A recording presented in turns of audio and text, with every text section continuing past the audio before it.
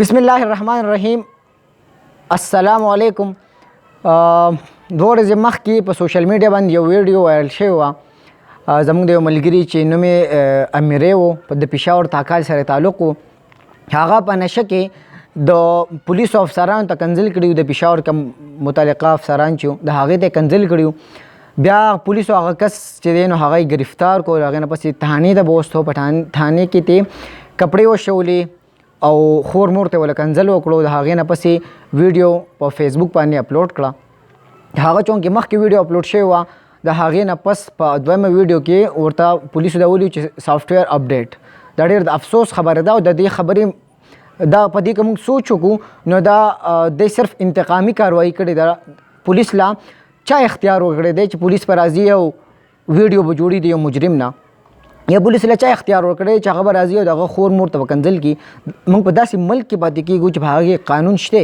موږ په یو داسې ملک کې چېرته هم نه پاتې کېږو چې په هغه کې قانون نشته. د پاکستان آئین دی، په هغې آئین کې د هر څه لپاره د کنځلو لپاره، د قتل لپاره، د غلا لپاره، ډکیتۍ لپاره دفعات شته او د هغې مطابق جج او زموږ عدالتونه چې دي هغه فیصلې کوي. پولیس له پکار دا و چې دی به وستې وې دلې په ده باندې اف آی آر کټ کړی وی، د هغې مطابق هغه بیا عدالت کې پیش کړی وی او عدالت هغې له سزا ورکړی وی.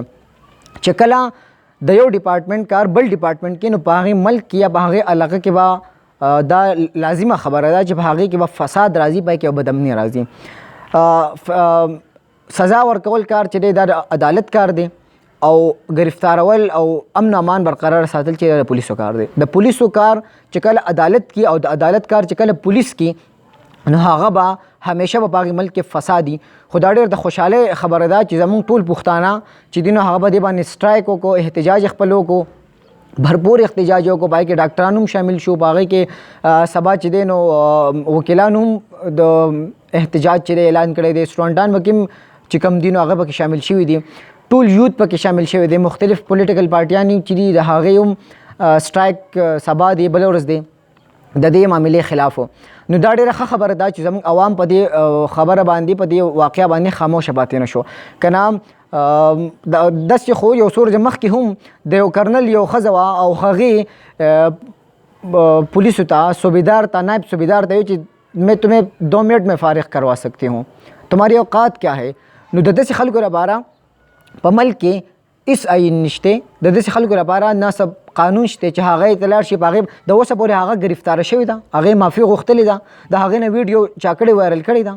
ښه د هغې نه علاوه په هغې باندې څه دفعه لګېدلې ده، جج ته پیش شوې ده، عدالت ته پیش شوې ده، نه ده پیش شوې. صرف امیری چې هغه د یو غریب فیملی نه د هغه تعلق ساتي نو هغه یې ګرفتار هم کړو، د هغه د خور مور کنځل هم وکړو، د هغه ویډیو یې هم وایرل کړه، کپړې ته یې موشلولې، عزت یې ولهم پامال کو. دا چې دی دا یو سړي دا واقعي دا خبره ټیک ده چې دا یوازې د یو کس نه، دا د ټولو پښتنو نه او دا په زبردستۍ دي دا کپړې صرف د هغې نه دي شلولی شوي، دا صرف دا د ټولو پښتنو نه دا کپړې شلولی شوي دي. خو دا غیرتمند پښتانه دي، نران پښتانه چې راپاڅېدل په دې واقعه باندې پاتې نه شو. بله خبره موږ ته زموږ حکومتي کم چارواکي چې هغه موږ ته وي چې هغه موږ معطل کړو، د هغه خلاف چې دی نو هغه به جی آی ټي کمیټي جوړېږي.